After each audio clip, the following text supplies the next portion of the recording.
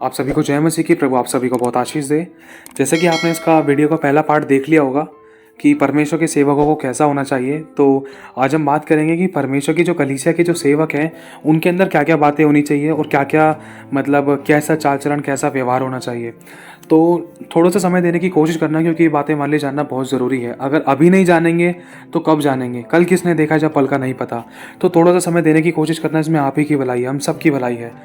लिखा है पहला तीमुथियुस 3 अध्याय और उसकी 8वीं आयत में लिखा है, वैसे ही सेवकों को भी गंभीर होना चाहिए। गंभीर मतलब परमेश्वर के वचन को लेकर बिल्कुल चेतावनी रूप से, वो बिल्कुल डर मानते हुए सीरियस होना चाहिए। परमेश्वर के वचन को हल्के में ना लें। जैसा परमेश्वर ने अपने दासों के द्वारा, अपने अभिषिक्तों के द्वारा, अपने अभिषिक्तों के द्वारा, जैसे परमेश्वर के जो दास दासी होते हैं, पास्टर्स जिनको हम कहते हैं, या प्रभु के सेवक जिनको हम कहते हैं, अगर उनके द्वारा कुछ परमेश्वर ने बुलवा दिया तो वो हमें करना चाहिए, क्योंकि लिखा है परमेश्वर के दास दुगने आदर के योग्य हैं। हमें उनको हल्के में नहीं लेना चाहिए। जैसे उन्होंने आज्ञा दे दी है, जो काम हमें सौंपा है, जो रिस्पॉन्सिबिलिटी उन्होंने हमारे लिए सौंपी है, तो हमें उनको बोलने का भी मौका नहीं देना चाहिए, वरन हमें तैयार रहना चाहिए। समय समय जैसे उन्होंने बोल दिया वैसा हमें करना चाहिए, वरन वही करना चाहिए जो परमेश्वर की आत्मा की अगुवाई में सही है। ठीक है। और गंभीर मतलब अगर परमेश्वर की उपस्थिति में चल रहे हैं ना, तो हर बात में हमें गंभीर रहना चाहिए क्योंकि लिखा है कि जब तुम मेरी उपस्थिति में आओ तो सावधानी से चलो। सावधानी हटी तो दुर्घटना घटी। तो आप लोगों को एक बात बताना चाहता हूँ कि जब भी हम परमेश्वर के सेवक लोग प्रभु के साथ बैठते हैं या प्रभु के साथ संगति करते हैं या चर्चेज में जाते हैं या किसी के घर परिवार फैमिली मेम्बर्स में कहीं भी जाते हैं, तो वो लोग जानते हैं कि हम लोग मसीह व्यक्ति हैं, हम मसीह हैं, हम यीशु मसीह के नाम पर विश्वास करते हैं। तो हमें प्रभु के वचन के साथ ऐसे गंभीर रहना चाहिए कि हमारे चाल चलन, हमारे बिहेव, हमारे शब्दों के कारण, हमारी किसी गलती के कारण कोई ठोकर ना खाए। यहाँ पर ये सारी बातें बता रखी हैं कि वैसे ही सेवकों को भी गंभीर होना चाहिए, दो रंगी ना हो। दो रंगी मतलब आपके मुँह पर आपकी बातें कहने के लिए आपकी बड़ाई हो गई और दूसरों के मुँह पर दूसरों की कहने के लिए उनकी बड़ाई कर दी। मतलब हाँ की हाँ, ना की ना तो नहीं करी, वरन दूसरों को बढ़ावा देते, दिलासा दे दिया। मतलब सीधी बात नहीं बोली, जो गलत है उसको गलत नहीं बोला, जो सही है उसको सही नहीं बोला। मतलब आपके मुंह पर आपकी बड़ाई, दूसरों के मुंह पर दूसरों की बड़ाई। लेकिन सही कौन है गलत कौन है वो हम आत्मा में जानते हैं, लेकिन हम फिर भी सही न्याय नहीं कर रहे। कहने का मतलब यह है कि हमें दो रंगी नहीं होना चाहिए। जो सच बात है उसको क्लियर वचन के साथ हमें सहनशीलता, दीनता, नम्रता के साथ सामने पेश करना चाहिए।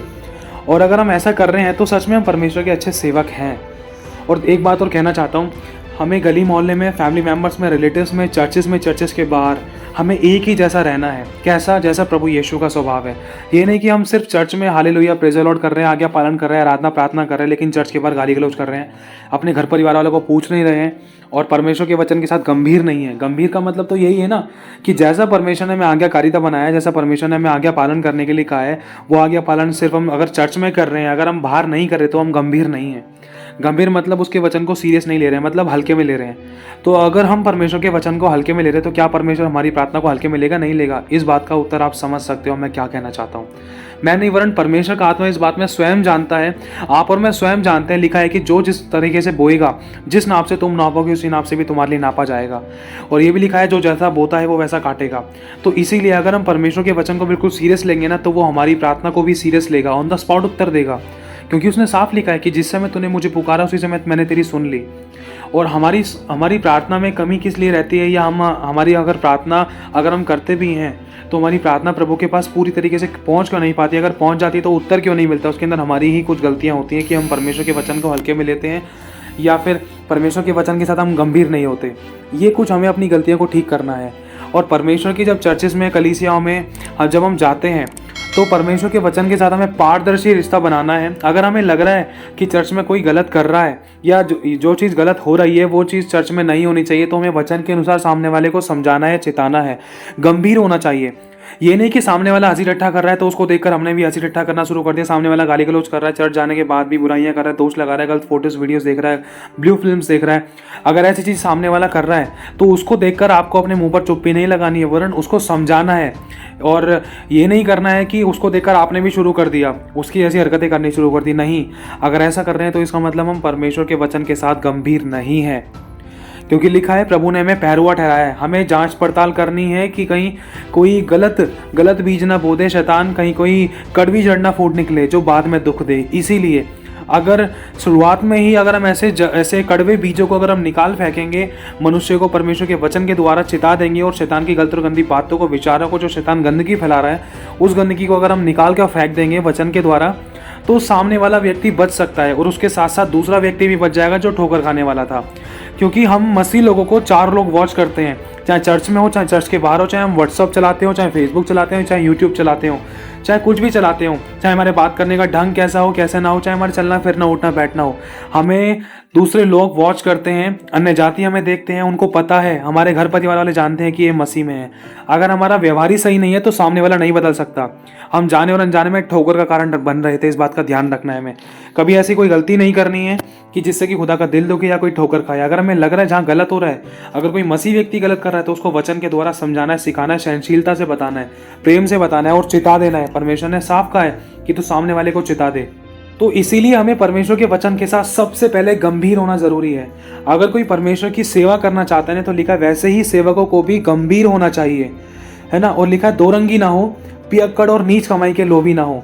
पियक्कड़ मतलब जो हरकतें पीने वाला व्यक्ति करता है ना, वैसी हरकतें हमें नहीं करनी है। हमें ये नहीं सोचना है कि अगर हम पी नहीं रहे हैं तो भाई हम बहुत सही काम कर रहे हैं। अगर हम पी नहीं रहे हैं ना, अगर हम शराब नहीं पी रहे हैं लेकिन हम शराबी वाली हरकतें कर रहे हैं, गाली गलौज कर रहे हैं, दोष लगा रहे हैं, बुराइयां खोज रहे हैं किसी के अंदर, किसी पर उंगली उठा रहे हैं, किसी के अंदर कमियां निकाल रहे हैं, किसी की पुरानी बातों को ले लेकर लड़ाई दंगा कर रहे हैं, तो ये पियक्कड़ बातों से, पियक्कड़ वाली बातों से कम नहीं है। ये एक पियक्कड़ वाले व्यक्ति से कम नहीं है। तो इसीलिए साफ लिखा है कि पियक्कड़ और नीच कमाई के लोभी ना हो। सेवकों को पियक्कड़ नहीं होना चाहिए और नीच कमाई के लोभी नहीं होना चाहिए। अब नीच कमाई का लोभी आप जानते हो, कोई झूठ फरेब से पैसा, या किसी को धोखाधड़ी से पैसा, या बहुत कई प्रकार की बातें होती हैं जिसमें आप नीच कमाई समझ सकते हो, आप जो दूसरा धंधा होता है, और भी कई प्रकार की जो नीच कमाई होती है। और आगे लिखा है पर विश्वास के भेद को शुद्ध विवेक से सुरक्षित रखे। अब विश्वास का भेद क्या है? विश्वास का भेद है आशा की हुई वस्तु का निश्चय और अंधे की वस्तु का प्रमाण है। जो वस्तु है नहीं उसको हाँ कहकर पुकारना है, हाँ भाई है। लोग कह रहे हैं कि लाजर मर चुका है लेकिन यीशु कह रहे हैं नहीं, वो सो रहा है। इसी तरीके से यह है विश्वास का भेद। तो परमेश्वर के जो सेवक है ना, उनका विश्वास दृढ़ और मजबूत होना चाहिए ताकि उन सेवकों को देखकर जो नए विश्वासी है उनका विश्वास बढ़े। ताकि अगर कोई अन्य जाति है, अगर वो कोई अच्छे विश्वासी को देखता है तो अन्य जाति पूरी तरीके से उस अच्छे विश्वासी को देखकर विश्वास में बढ़ने पाए। यही नहीं कि किसी मसीह व्यक्ति को देखकर अन्य जाति ठोकर खा जाए। हमें ऐसा विश्वास, मजबूत विश्वास अपना रखना है कि हाँ, अगर कोई हमसे बात करे तो सच में सुनने वाले का हृदय मतलब विश्वास से मजबूत हो जाए और वो मोटिवेट हो और परमेश्वर के साथ और अच्छा पारदर्शी रिश्ता बनने पाए दूसरे व्यक्ति का। जैसे उदाहरण के तौर पर अगर मेरा अच्छा विश्वास है, अगर कोई मुझे अविश्वासी व्यक्ति सुन रहा है या कोई अन्य जाति सुन रहा है या कोई विश्वासी ही सुन रहा है, भले ही वो किसी प्रकार की दुख, समस्या, कमी कटी, बीमारी, परेशानी में थे, लेकिन अगर मैं एक परमेश्वर का सेवक हूँ तो मेरे को विश्वास का भेद पता होना चाहिए कि विश्वास की परिभाषा क्या है, विश्वास की गहराई क्या है, विश्वास के सत्य क्या है, विश्वास कैसे होता है, किस तरीके से होता है, हमें क्या करना होता है विश्वास के लिए, कैसे काम करना पड़ता है। तो अगर ये सारी बातें मुझे पता है तो ही मैं सामने वाले को अच्छे से विश्वास के उदाहरण देकर, विश्वास की गहराई बताकर समझा पाऊंगा, जिससे कि उनके आंसू पोंछे जाएं, जिससे कि वो यीशु के पास और अद्भुत तरीके से आएँ, जिससे कि वो यीशु को ग्रहण करें और जिन्होंने यीशु को ग्रहण कर लिया था वो यीशु को छोड़कर ना जाए।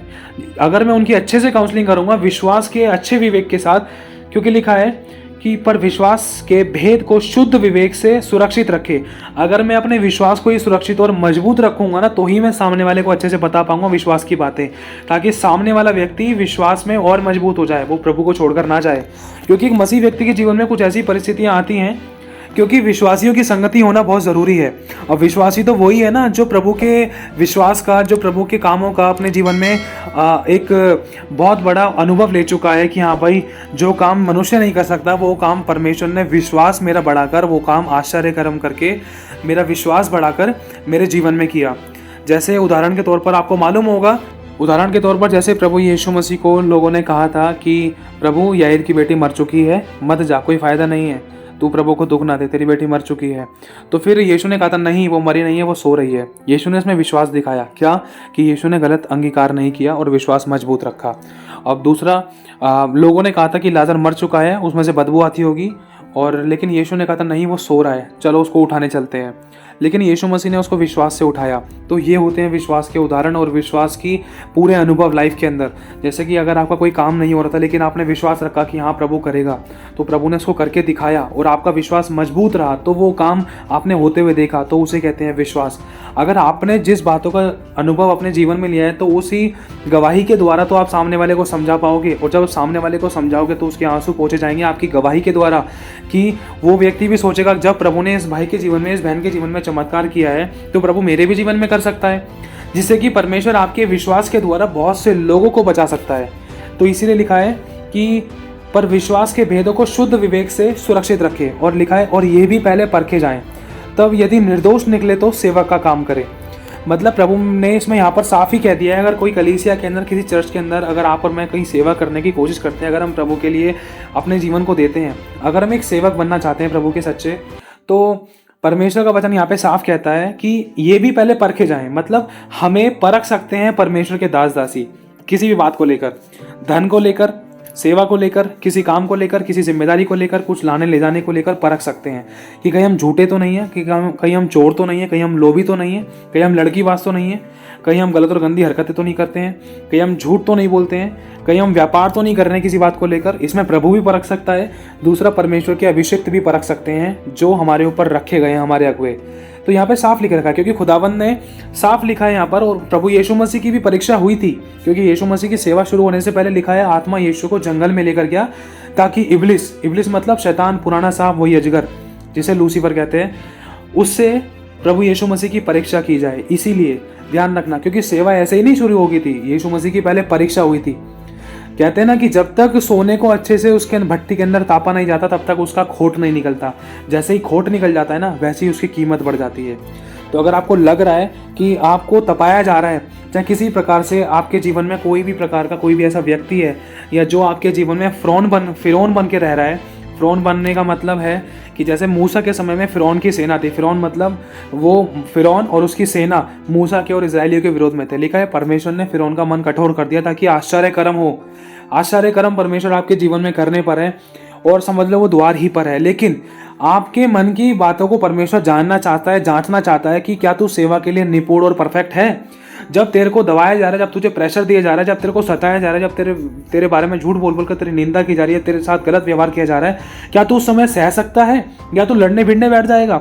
ये परीक्षा है, ध्यान से समझना, ये परीक्षा है। क्योंकि साफ लिखा है कि ये भी पहले परखे जाएं, तब यदि निर्दोष निकले तो सेवक का काम करें। क्योंकि सेवा करना आसान काम नहीं है। अगर मैं खुद ही नहीं सहन कर पा रहा हूँ अपने घर परिवार वालों की, तो मैं कलीसिया को कैसे संभालूंगा? अगर परमेश्वर ने आपको कलीसिया देनी है ना, तो उसके लिए आपको पहले स्टैब्लिश तैयार करेगा। अगर एक बच्चा एक बड़ा मास्टर, एक प्रिंसिपल बनना चाहता है ना, तो उसको पहले धीरे धीरे करके छोटे छोटे टेस्टों से निकलना पड़ेगा। पहले से लेकर 10वीं क्लास तक पास करनी पड़ेगी। फिर उसके बाद और बड़े बड़े टेस्टेज होते हैं, जिसमें कई बार इंसान फेल भी होता है, दोबारा गिरता भी है और दोबारा उठता भी है। लेकिन लिखा है कि धर्मी चाहे 7 बार गिरे तब भी वह उठ खड़ा होगा, क्योंकि यहोवा उसे संभालता है। हमसे क्या गलती नहीं होती, हम परफेक्ट नहीं है, लेकिन हम परफेक्ट बन सकते हैं, ऐसा वचन में लिखा है। हम चाहे गिर जाएं, लेकिन लिखा है कि हम पड़े नहीं रह सकते। परमेश्वर ने हमें पड़ा नहीं रहने दिया, हम गिर गए, लेकिन यहोवा ने हमें हाथ थाम कर उठा लिया, हमें उठा लिया, अपने सीने से लगा लिया। तो इसी तरीके से बता रखा है कि अगर हमारी टेस्टिंग चल रही है, अगर हमारे जीवन में कोई भी ऐसा व्यक्ति है जो हमें बहुत सताता है, दुख देता है, समस्या परेशानी देता है, या हमारे जीवन में कोई भी ऐसी बात थी या जो एक कांटे की तरह थी लाइफ के अंदर, तो उसके 2 कारण हो सकते हैं। पहली बात तो ये है, वो हमारी गलती के कारण हो सकता है, या दूसरी बात ये है, अगर हम सही चल रहे हैं, अगर हमें लगता है कि हम प्रभु के वचन के अनुसार सही चल रहे हैं और प्रभु हमसे प्रसन्न है और प्रभु हमसे खुश है, और हम पूरे वचन के अनुसार हम जानते कि हाँ भाई मैं सही था, लेकिन शायद मैं सही होने के बाद भी मैं सताया जा रहा हूँ, तो इस बात का ध्यान रखना कि आपका लेवल बढ़ने जा रहा है। चाहे आपके जीवन में, चाहे आपके पति को, आपके बच्चों को, आपकी फैमिली को, आपके आस पड़ोस को, आपके कलीसिया के लोगों को, किसी को भी रखा है ना, कोई भी व्यक्ति आपके जीवन में अगर आपको लग रहा है कांटा, पहली बात तो कोई कांटा होना ही नहीं चाहिए हमारी तरफ से, अगर हम मसीह हैं तो। क्योंकि परमेश्वर ने कहा है, वचन कहता है, जिसे तुम देखते हो अगर तुम उससे प्रेम नहीं रखते, जिसे तुम नहीं देखते उस परमेश्वर से तुम कैसे प्रेम रखोगे? तो इसी तरीके से साफ कहा है परमेश्वर ने, जो मुझसे प्रेम करता है वो मेरी आज्ञाओं को मानेंगे। लिखा है कि अपने सारी बुद्धि, सारे प्राण, सारी आत्मा से, सारे मन से, सारे तन से, सारे धन से अपने प्रभु परमेश्वर से प्रेम कर, और उसी समान अपने पड़ोसी से प्रेम कर। लिखी तो एक आयत है, परमेश्वर के वचन कहता है यूहन्ना 3:16 में, परमेश्वर ने जगत से ऐसा प्रेम रखा कि उसने अपने इकलौते पुत्र को दे दिया, ताकि जो कोई इस पर विश्वास करे वह नाश ना हो परंतु अनंत जीवन पाए। पूरी बाइबल में से ना हम एक आयत को पूरा करने में भी बहुत कतराते हैं, पूरी बाइबल, पूरे आज्ञा पालन करना तो मतलब बहुत दूर की बात है। हम एक ही आज्ञा का अच्छे से पालन नहीं कर पाते हैं कि एक दूसरे से अपने समान प्रेम कर। समझना इस बात को, चाहे सुनने में बहुत छोटी लगे, लेकिन शायद ये आपके दिल को छेद सकती है। ये छोटी बात नहीं है, बहुत बड़ी बात है। इंसान अपनों से प्रेम दिखा लेता है, लेकिन अपने शत्रुओं से प्रेम नहीं दिखा सकता है। नहीं दिखा पाते हैं। कई बार हम नहीं दिखा पाते, कई बार हम चूक जाते हैं, बेस्ट नहीं कर पाते हैं, हम कंपैरिजन में आ जाते हैं। कई बार हम अपने परिवार वालों को ज़्यादा बेस्ट समझते हैं, या दूसरे वाले को बहुत थोड़ा सा नीचे समझते हैं, या कई बार ऐसा होता है कि हम दोनों को ही अच्छा नहीं समझते, अपने आप को ही बुरा कोसने लग जाते हैं, बोलने लग जाते हैं। तो ये प्रेम वाली बातें नहीं है। पूरी बाइबल में से हमसे एक वचन पूरा नहीं होता है, क्या कि परमेश्वर प्रेम है, प्रेम करो, एक दूसरे से क्षमा करो, माफ करो, आगे बढ़ो। क्योंकि प्रेम बलिदान को दर्शाता है, और हम बलिदान करना नहीं चाहते हैं। तो सेवक कैसे बनेंगे? अगर हम सेवक बनना चाहते हैं ना, तो हमें सहना है, हमें क्षमा करनी है। लिखा है कि अगर कोई झूठ बोल बोल कर तुम्हारी निंदा करे, तुम्हारी बुराई करे, तुम्हारी कमी निकाले, या तुम्हारे साथ गलत बर्ताव करे, तो तुम उस समय आनंदित और मगन होना। क्या इस समय हम आनंदित और मगन होते हैं? अगर हम यीशु के सेवक बनना चाहते हैं तो कहीं कोई ऐसा तो नहीं है जैसे कुत्ते की पूंछ पर पैर रख देते तो कुत्ता काटने के लिए दौड़ता है। मैं एक बात बोलना चाहता हूँ, बुरा मत मानना, साफ बोलना, सुखी रहना, ये बात हम सबके लिए है। कोई मनुष्य बुरा नहीं है, कि ऐसा तो नहीं है। आपको पता होगा, ये कोलगेट होती है, अगर कोलगेट को अगर हम दबाएंगे तो उसके अंदर से वही निकलेगा जो उसमें भरा हुआ है।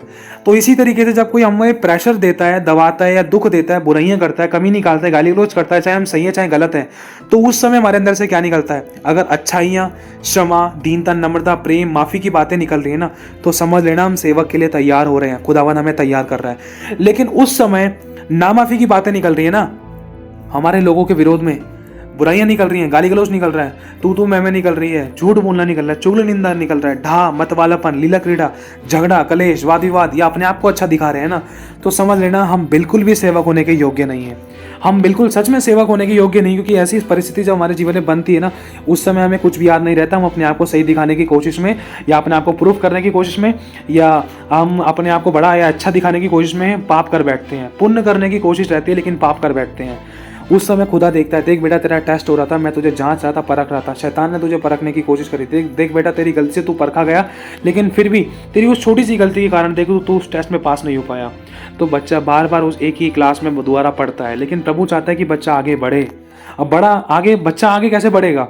अब बच्चा तो आगे जब ही बढ़ेगा ना, जब उसको ज्ञान होगा, क्योंकि लिखा है कि परमेश्वर का ज्ञान ना होने से प्रजा नाश हो रही थी, बंदवाई में जा रही थी। और परमेश्वर का ज्ञान के लिए हमें समय चाहिए, प्रभु के साथ संगति करनी है, आराधना भी करना है, प्रार्थना भी करनी है, विश्वासियों की संगति करनी है, वचन पढ़ने हैं, और उसके वचनों में दीनता, नम्रता के साथ ज्ञान की बातों को सीखने के लिए ध्यान लगाना है, और उन जो बताई जा रही है बातें उनको अपने जीवन में उतारना भी है, वरन उनको सुनकर अनसुनी नहीं करना है। और आगे लिखा है कि और ये भी पहले परखे जाएं, तब यदि निर्दोष निकले तो सेवक का काम करें। इसी प्रकार से स्त्रियां भी गंभीर होनी चाहिए, दोष लगाने वाली ना हो, पर सचेत और सब बातों में विश्वास योग्य हो।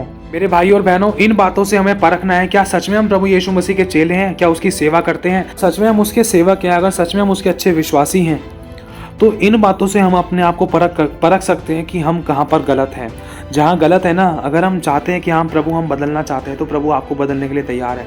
लेकिन जहाँ अपने आप को अगर हम बोल रहे कि नहीं प्रभु मैं सही हूँ, प्रभु इतना भी नहीं होना चाहिए, उतना भी नहीं होना चाहिए, ऐसा नहीं होना चाहिए, वैसे नहीं होना चाहिए, अगर हम एक्सक्यूज़ दे रहे हैं, अगर हम सुना रहे हैं, चार बातें बोल रहे हैं, तो उसका मतलब हम सही होने की इच्छा भी नहीं रख रहे, और खुदा में सही कर भी नहीं सकता। क्यों? क्योंकि हमने इच्छा ही नहीं रखी है। पहल तो हमें करनी है ना। प्रभु ने कहा है तू एक कदम बढ़ा, प्रभु ने कहा है तू मांग, शुरुआत तो हमें ही करनी है ना। प्रभु ने कहा तू प्रार्थना कर, शुरुआत तो हमें ही करनी है ना, जब भी तो वो उत्तर देगा।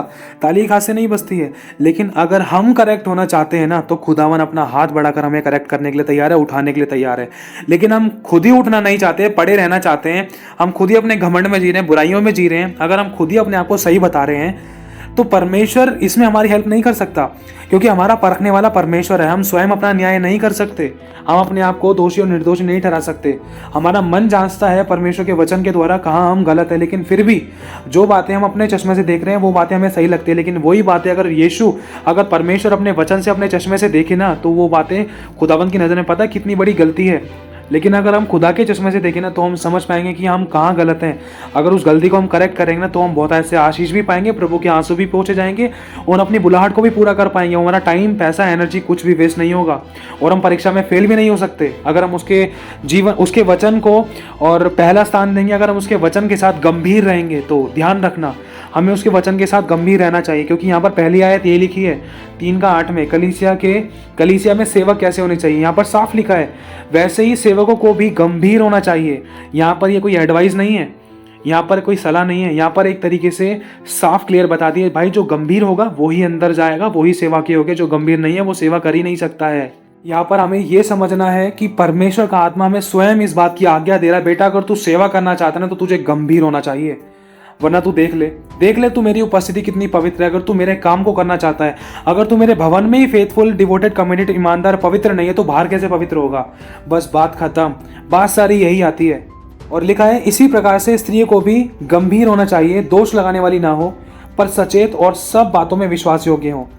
अब दोष लगाने वाली ना हो, अब आप बहुत सारी बातें जानते हो, शायद बहुत सी बातें आपको बताने की जरूरत नहीं है। जो बातें भी सेवकों के लिए बोली है, सेवक मतलब सेवक कोई भी कर सकता है, लड़का हो चाहे लड़की हो, चाहे पति हो चाहे पत्नी हो, चाहे कोई बूढ़ा हो चाहे बुजुर्ग हो। इसमें स्पेशली किसी व्यक्ति के लिए नहीं बोला है, बस उस व्यक्ति जो सेवा करना चाहता है उसके अंदर ये गुण होने चाहिए। प्रभु ये गुणों को चाहता है। प्रभु किसी बूढ़े बुजुर्ग, बच्चा या आदमी या औरत को नहीं देख रहा है, प्रभु ये देख रहा है कि जो भी मेरी सेवा कर रहा है ना उसके अंदर ये गुण होने चाहिए। अब इसमें साफ लिखा है कि इसी प्रकार से स्त्रियों को भी गंभीर होना चाहिए। देखो पहले पुरुष के लिए बोला और नीचे बोला स्त्रियों के लिए। ऊपर लिखा सेवकों के लिए गंभीर होना चाहिए, चाहे सेवक चाहे लड़का है चाहे लड़की है। नीचे बोला स्त्रियों के लिए भी वो गंभीर होनी चाहिए, दोष लगाने वाली ना हो, ठट्ठा करने वाली ना हो, मजाक करने वाली ना हो, अपने पति की बेइज्जती करने वाली ना हो, गलत अंगीकार करने वाली ना हो, और वचन को तुच्छ जानने वाली ना हो, वचन को हल्के में लेने वाली ना हो। और जैसा बताया जा रहा है परमेश्वर की आत्मा के द्वारा, वचन के द्वारा, अभिषिक्तों के द्वारा वैसा ही करने वाली हो। और मतलब ताक झाक करने वाली ना हो, व्यभिचार करने वाली ना हो, दोष लगाने वाली ना हो, झूठ बोलने वाली ना हो, और किसी भी प्रकार को लेकर लड़क झड़क या बैर भाव या बहस करने वाली ना हो, वरन जैसा बताया जाए एज इट इज करने वाली हो। और लिखा है पर सचेत और सब बातों में विश्वास योग्य निकले। जो भी बातें, जो भी आज्ञा दी जा रही हैं स्त्री को, उन बातों में सचेत रहे, मतलब बिल्कुल जागरूक रहें, तैयार रहें उन आज्ञाओं को पालन करने के लिए। और आगे लिखा है विश्वास योग्य हो, सब बातों में विश्वास योग्य निकले कि हाँ भाई जो बातें हमें जैसे बोली गई वैसे हमने कर डाली, प्रभु का हो धन्यवाद। वरन अपना नहीं, सिर्फ परमेश्वर की महिमा को करने वाली और ये जानने वाली कि हाँ हमें आज्ञा देने वाला कोई परमेश्वर का दास नहीं वरन परमेश्वर स्वयं है। हमें उसकी आज्ञा का पालन करना है, हमें उसकी आज्ञाओं के साथ विश्वास योग्य रहना है, जैसे यीशु आखिरी सांस तक विश्वास योग्य रहा। और आगे लिखा है सेवक एक ही पत्नी के पति हो और बाल बच्चों और अपने घरों का अच्छा प्रबंध करना जानते हो। सेवक कोई भी हो, चाहे लड़का हो चाहे लड़की हो, और एक ही पत्नी का पति हो और एक ही पत्नी की एक ही पति हो। ध्यान रखना, में इन बातों को समझना है। और जो भी हमारे घर परिवार की सेवाएं हैं, सेवकाई सबसे पहले कैसे शुरू होती है इस बात का ध्यान रखना बहुत जरूरी है हमें जानना। सबसे पहले है परमेश्वर, सबसे पहले है परमेश्वर, पहला स्थान सब बातों में परमेश्वर को देना है। फिर दूसरे नंबर पर आता है अपनी घर का प्रबंध, घर का प्रबंध ध्यान रखना। दूसरे नंबर पे आता है घर का प्रबंध, घर की अच्छी देखभाल, घर का सारा प्रबंध अच्छे से करना, बाल बच्चों को अच्छे से संभालना, सही शिक्षा देना, बुराई से बैर करना सिखाना, और पवित्र जीवन जीना और उनको पवित्र मार्ग पर चलाना। और पत्नी को भी अपनी देह के समान प्रेम करना, वरन सब कुछ सहनशीलता, दीनता, नम्रता के साथ पेश आना, अपने घर का अच्छा प्रबंध रखना। ये होता है दूसरे नंबर पे। फिर से कहना चाहता हूँ, ध्यान से समझना, सबसे पहले है परमेश्वर को पहला स्थान, फिर है दूसरे नंबर पे अपने घर का अच्छा प्रबंध करना, तीसरे नंबर पे है कलीसिया सेवकाई। इस बात का ध्यान रखना, इसमें धोखा मत खाना। ये मत सोचना कि पहले चर्च अपने कलीसिया को देख लो, कलीसिया के चक्कर में अगर अपना घर का बिगड़ रहा है तो इसमें गवाही खराब होने वाली बात है, क्योंकि खुदावंद ने यहाँ पर साफ कह दिया है सेवक एक ही पत्नी के पति हो और बाल बच्चों और अपने घरों का अच्छा प्रबंध करना जानते हो। पहले बाल बच्चों, घर का प्रबंध, मतलब सबसे पहले परमेश्वर को पहला स्थान देने वाले हो, दूसरे नंबर पे अपने घर का अच्छा प्रबंध करने वाले हो, सब बातों में विश्वास योग्य हो, और अतिथि सत्कार, दीनता, नम्रता वाले हो, और परमेश्वर के वचन को इज्जत देने वाले हो। और तीसरा है, आगे लिखा है क्योंकि जो सेवक का काम अच्छी तरह से कर सकता है वे अपने लिए अच्छा उस पद और उस विश्वास में जो मसीह यीशु में है बड़ा साहस प्राप्त करते हैं। और इसी से रिलेटेड आगे ऊपर लिखा है अपने घर का अच्छा प्रबंध करता हो और अपने बाल बच्चों को सारी गंभीरता से अधीन रखता हो। जब कोई अपने घर ही का प्रबंध करना ना जानता हो तो परमेश्वर की कलीसिया की रखवाली कैसे करेगा। अब इसमें खुदावंद साफ कहता है कि सबसे पहला स्थान परमेश्वर को हमें देना है। ठीक है, हमें पहला स्थान परमेश्वर को देना है। खाना पीना, चलना फिरना, उठना बैठना, सबसे पहली बात परमेश्वर से करनी है। सब कुछ शेयर परमेश्वर से करना है। पहला स्थान परमेश्वर को देते हुए दूसरे नंबर पे है घर। अपने घर को संभालना, अपनी घर की जिम्मेदारियां पूरी करनी है। ये नहीं करना घर के अंदर माँ और बच्चे और परिवार वाले भूखे हैं, समस्या परेशानी में और भारम सेवाकाई कर रहे हैं। इस चीज से परमेश्वर खुश नहीं है। इसमें हमें अपनी घर की जिम्मेदारी को, सभी जिम्मेदारी को निभाते हुए दीनता नम्रता के साथ बुद्धि और आत्मा से परिपूर्ण होकर काम करने को साथ साथ परमेश्वर को पहला स्थान देकर अपनी घर की जिम्मेदारी को संभालते हुए फिर तीसरे नंबर पे हमें सेवकाई पर ध्यान देना है। ठीक है, इसीलिए क्योंकि अगर हम अपने जीवन को, अपने घर परिवार को खुद नहीं अगर हमारे परिवार नहीं बदला है, अगर कोई थर्ड पर्सन हमारे जीवन में आता है, हमारे घर परिवार में आता है, एंटर करता है, या हम किसी अन्य जाति से मिलते हैं, अगर वो व्यक्ति ठोकर खा रहा है हमें परिवार को देखकर, हमारे लोगों को देखकर, हमारे घर परिवार फैमिली मेंबर्स को देखकर, या हमारे जीवन को देखकर, या हमारे बिहेव को देखकर, तो कोई अन्य जाति कैसे बदलेगा? वो तो यही सोचेगा ना, तुम्हारे पहले घर के तो झगड़े सुलझा लो, तुम्हारा पति तो दारू पीना छोड़ दे, तुम्हारी खुद की तो शराब छूट जाए, तुम्हारा खुद का तो गुटखा छूट जाए, तुम खुद तो व्यभिचार करते हो, तुम खुद तो लड़ाई दंगा करते हो, तुम खुद तो कर्जे में हो, तुम दूसरों को क्या बताओगे? इसीलिए इन बातों को हमें समझते हुए परमेश्वर की अधीनता में पहला स्थान परमेश्वर को देना है, दूसरे नंबर पे अपना घर का अच्छा प्रबंध करना है, तीसरे नंबर पे कलीसिया। ध्यान रखना मेरे भाई और बहनों। तो प्रभु आप सभी को आशीष दे, आप सभी को जय मसीह की।